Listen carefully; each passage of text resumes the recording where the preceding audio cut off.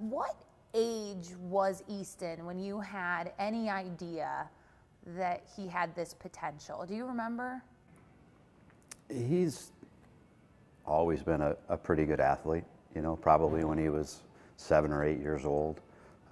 He had played with some older kids and was able to be competitive and hold his own. So it was a pretty early age.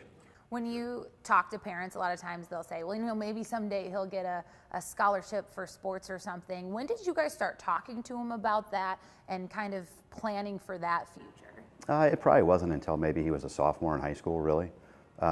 It's not something that you always think about. You know, he runs around wearing Texas gear all the time and dreams about playing and doing those things, but probably wasn't until maybe a sophomore year where you started to get some letters and those things. And yeah, we kind of thought, well, maybe we need to start planning and start to figure this out and see how this is going to work. So, what was your guys' approach with him throughout that process? You know, he's always been a fairly mature kid, and we took a lot of cues from him.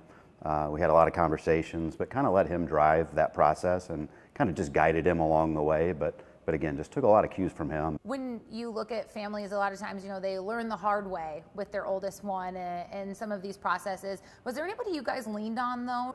Yeah, I have a really good friend back in Omaha that's a high school coach, and Easton and his son Zach are a year apart, both football players. Zach went to Northwest Missouri State to play football, and so the Martin family had kind of been through the process. So I leaned on Larry quite a bit to help us out with the recruiting and those sorts of things, because he's dealt a lot with his high school, you know, program and those things. So the Martins were a big family help. When you think about the recruiting process and some of the different players that came in and out, what was it about NDSU? Family. I mean, it really was one of those places that you got to and you realized this was it. And I think Shelly and I knew that before we got that cue from Easton. It felt different than a lot of places.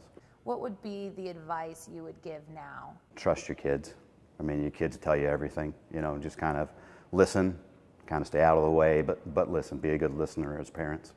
I think that's something that's so impressive. Easton is an outstanding human being. For all of his on-the-field accolades, that he's just a really good person, and you get that the instant he's met him. I'm sure parents would love to pick your guys' brains about how you did that. How'd you raise such a great young man? I don't know. It's just kind of like the answer I just gave you. We just kind of stayed out of the way. You know, we didn't have to, he was a very good kid. We didn't have any issues and all that, but we just kind of stayed out of the way and just try to.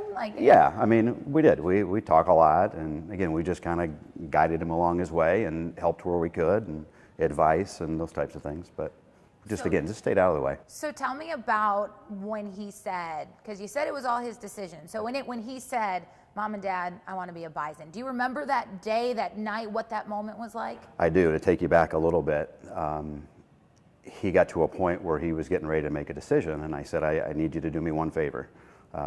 When you realize where you want to go, I want you to wait 2 weeks. And at the end of that 2 weeks, if it feels the same, then that's where you know you want to be. The official visit, Sunday morning, just before going to meeting the coaches, he was brushing his teeth and kind of got emotional and said, "This is where I want to be. We're not taking any more trips." So it was after that official. Then news breaks, everyone's shocked. Craig Bohl is leaving for Wyoming. What was that night like in the Stick household? That was a shock, to say the least. But I think everything worked out well. Everybody got through it, but I think the bond what was there, some 24 seniors or 24 recruits at that time, but they were so tight. They all got along so well. It made that transition a lot easier. I know there was a lot of phone calls and a lot of texting and those things between that group. And I think you're starting to see the reflection of that now with this group. When you look back on that, what was it like for you to see the unknown for your son, to not be able to do anything? It was a little easier for me. I had been through the same situation when I was in college at Creighton. I was recruited by someone that had left just before I got there. So I had a little bit of a understanding of how this process would work and how it would go down. So I just tried to relay that information to Easton. But again, those guys all stayed together. They had conversations, and they all knew that regardless of who was going to be the leader, NDSU is where they wanted to be. There was such a culture already, nothing was going to change. How long was it from that news breaking that you remember it was until Easton had heard from an NDSU coach? Boy, I don't really remember. It wasn't too long after that. Yeah. I mean, but it was. Because he was a top priority. He was important to this class. I mean, you can be humble all you want, but he was an important part for that class, and he was highly recruited, and they wanted Easton Stick no matter who was still going to be there when Craig Bohl and whoever left. Easton stayed in touch with Connor Riley quite a bit, and the transition happened fairly quick. And that was very comforting as parents and for Easton as the athlete, that it happened so quick. And we had conversations, and we had really good conversations with Chris Kleinman and Randy Hedberg, and we were just really comfortable that nothing was going to change. So it made it a lot easier. When you look back on that, what do you remember standing out about Easton and just how he handled that situation? He handled it really well. We didn't have a whole lot of highs and lows with him that way. But again, that transition happened so fast and so efficiently. And the bond that he had made with those other recruits, I don't think it was an issue. And I think a lot of those seniors today would say the same things, that it was handled so well. We were such good friends at such an early point in that process that it didn't matter, that this NDSU and Fargo is where they wanted to be. Well, again, another unexpected moment. Carson Wentz gets injured. You send your son off to college expecting he's going to follow and spend a couple years learning the position, and all of a sudden we're at Indiana State. I know you were a nervous wreck. We have video evidence of it. But what's that like? Well, it was relatively late in the week when we found out. I think there was a lot of uncertainty within the program and how it was going to go down, and there's a bit of gamesmanship, with that nobody really wanted to talk about it until it was true. But we had talked to Easton so much about his experience from the day he stepped on campus and working with Carson, and we had an idea of how much time he had put into things, of learning the process and talking with Carson and all that. So when it happened, we were nervous, but we were really comfortable that he was prepared to do it. Just from a parent standpoint, you worry that NDSU's on this big run, and then you have this young kid that's got to go in now. You're nervous. I mean, who knows what could happen, right? Yeah. But we felt comfortable enough that he was prepared. And so much of it's out of your hands as right, well. Right. Those moments where you send your child off and right. you can't help them any longer. But it's a lot of the program. It was never just about Carson. It's never just about Easton. There's so many guys involved in this program and I think you saw it, that everybody just stepped up and got it done. Do you remember much of that game? Yes. Yeah? Yeah. Was it the blood pumping in your eardrums? I mean, what stands out about that game? What do you remember most about that moment? I think for me, I think I was proud, anxious, excited, nervous, all of it. But it was a lot easier to handle because, again, I knew how hard he prepares and the time that he puts into it. I wasn't necessarily worried that things were going to go wrong. He was just prepared. I know the way that he handles himself, and it made it a lot easier. So we were just, more than anything, was excited. Would you say you get nervous before every game, or what's the feeling before every game now? Because he's played in a few now. You've been through it. What's that emotion like game day for you every week? Never nervous, always anxious, is how I explain it. Okay. So there's a lot of nerves. I mean, always. You just want to, how much time and effort, so much sacrifice that this program puts into a Saturday, that you always want to see him do well, and you never want to see things go sideways. So it's nervous for everybody. We've met a lot of good people, a lot of very good families, very good players, great friends. So you want to see them all do well. Would you call yourself a superstitious man? A little you're bit. a former athlete, so a little bit. Yeah. Yeah. What's your superstition? What's some of can you talk about them? A little bit, maybe. So from the same clothes to the same dinner spots, to the same hangouts, the same routine, going to Fargo, leaving Fargo. So yeah, there's a few. And they get worse over the years. Well, you guys have been blessed with, as you said, so many great relationships, courtesy of Bison football. One of those that I think has become a bigger part of the conversation this week than I had necessarily intended when we said we would do this was Chris Klieman. He's now in that position to leave, having been on the side of it a few years ago. What can you just kind of say from a parent standpoint about how much you appreciate how it was handled this go around? I think it's so important as parents to know that when you drop your son off somewhere that they're going to be taken care of. And you spend so much time building relationships with coaches, with their families, with their kids. It's all part of the Bison culture. And when you have a transition like this, again, it can be a little uneasy. But everybody's so good. Everybody's, so a part of the program. And I just don't think you worry about it. What has Chris meant to Easton, to you guys? He's just been a tremendous mentor for Easton. It wasn't probably until the beginning of this year maybe that Shelly and I realized how important Chris was to Easton. And it's probably the stuff off the field more than anything else. They spend a lot of time together just talking about family, about life outside of football, and the football is just kind of a bonus. But it's really neat to be able to see that relationship grow over the years. Another great mentor for him, and I think maybe even more so on the football side of things, is Randy Hedberg. Easton's always been one of those kids. He's just a sponge, and he wants to take so much in and learn so much. Randy's just fed that. He's given him his, unguided attention, and just been there for him football-wise, for sure, and as a, off the field for sure. But I mean, Randy speaks for himself as far as a coach.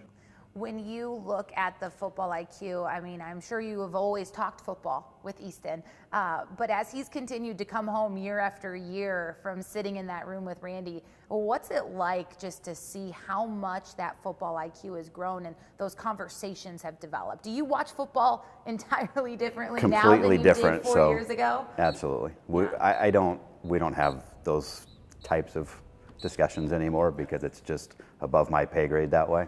I mean, it's just taken on a life of its own that way. But yes, he's learned so much from this program. And you can't talk about Easton, it seems like, without mentioning Carson Wentz because of that relationship.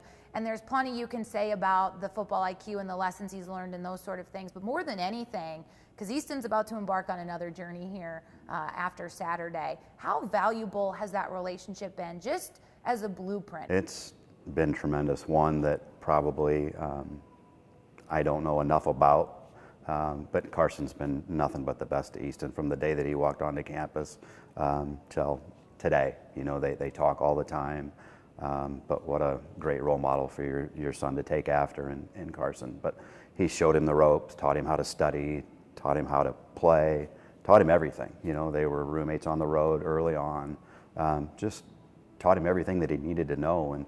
And Easton's kind of ran with that and followed Carson's lead that way. And then he's tried to pass that on to others through the program. So Carson's been tremendous. You can list all of the people within Bison football, the teammates, the families that have welcomed Easton in on weekends and cooked him dinner, all in Bison Nation around here. You said that when you send your son off, you hope somebody's going to take care of him. He's had quite the community embrace him and take care of him. As a parent, what's that? Is it overwhelming? Is it humbling? What would you use to describe? I would say both those words are tremendous. Yeah, there's been countless times where Thanksgiving coming home wasn't an option. We've had a few Christmases that coming home wasn't an option, and he's been taken in, and it's just been tremendous. It's just very comforting to know that your son's been taken care of. He's incredibly professional and well-spoken, always kind and courteous. What's he like behind that curtain? What's he like at home? What's a Saturday in the summer when he's not up here training that, the sticks are around the dinner table? Is he telling jokes? What's Easton like for you guys as a son? A lot about what you see every day is usually what you get with Easton. He's very humble, very even keel. So what you see is what you get with him. He is never too high, never too low. And I think that personality allows him to do some of the things that he does on the field. You know, you see him, he never gets too rattled or too excited, but he always kind of seems, but that's in his personal life as well. He graduated last December, has been working on his, in grad school now this whole season. Watching him balance all of that, was he always a good student? Was there ever a time where you put him in a headlock and said, finish your math homework, or has this always kind of been who Easton is? It's always been who Easton is. He went to St. Vincent de Paul, which is a Catholic school in Omaha, Nebraska, taught him how to study and get through the homework. He went to Creighton Prep, another Catholic school, which taught him, you know, study habits and how to get things done.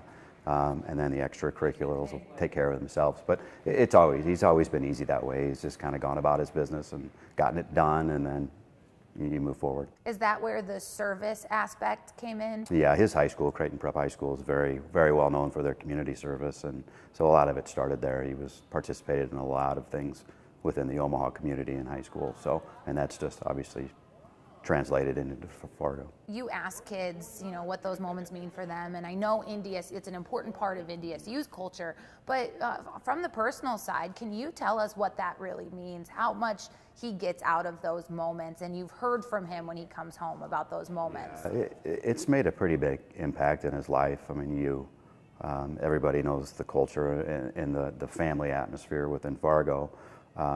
It makes it a lot easier for these athletes to get back out into the community because they understand how much they've been given. And I think they truly believe that they've been given a lot more than they could ever give back. So it makes it easy, and it makes them appreciate things a lot more. How thankful are you for the community, for not only your Bison family, but for the Fargo community, the state of North Dakota, how they've embraced your son? They love him dearly. And what can you guys just say? What would you like to say to all of those people? Just thank you. Again, it's been just a tremendous ride, and I don't think there could have been a better fit than Fargo for us. But words won't do it justice. We're tremendously proud and thankful. This is the last trip to Frisco. Are you taking everything in a little bit differently? Yeah, I think we are a little bit. I think we're kind of taking a cue from Easton, but you just, in the program, is you just kind of take it one day at a time. You know, we don't try to spend a whole lot of time thinking about tomorrow or this is the last game or the last trip. You just really try and stay in the moment and enjoy it as much as you can right now. Do you have a favorite Frisco memory? Last year's sun was nice. So this weather, I mean, we're in Dallas, right? Yeah. You would think, coming from the north, we could enjoy a little bit of weather, but. Oh, come on, you're in Omaha. I think that the championship last year, you know, Easton is a starter. That's probably well, and that's, the most that's special. A great point, and something you almost forget about is when that championship year that he stepped aside and Carson came in. I mean, I think that moment really put it on the map, really put Easton even more on the map, that humility that he showed. What was that like for you guys to witness? You know, that was really easy. That was something that he felt strongly in, that, you know, this was Carson's team. Carson had, you know, sat behind Brock for so long, put all the time in, all the effort, and it was Carson's turn. And I think it was an easy call. I don't know that it really was a big discussion. You know, but Carson was ready to play, and Easton stepped aside and said, go get him. Is there more anxiousness, not nervousness, before Frisco than there is any other game? Does this feel like a championship game to you, or are they all? Is Mississippi Valley State the same way on Saturday morning when you show up in that tailgate lot as? It truly is. They're all the same. As an athlete, you're always, I think there's a certain level of anxiety going into a game anyway. But obviously this one's special, but again, it's another game. And if you look at it any differently, you probably find yourself in trouble. So, and this program's really good at doing that. I think their success kind of is predicated off of that we live in the moment, we play in the moment, we think about the moment. Tomorrow will take care of itself. And how proud are you of what Easton has been able to accomplish, how he's carried himself, and everything he's been able to do? We're extremely proud. I mean, I can't say much more than that. I mean, it's a lot more than we ever imagined. So we've had an unbelievable ride, and we can't thank him enough for how he's carried himself and represented us as a family. So we're just extremely proud.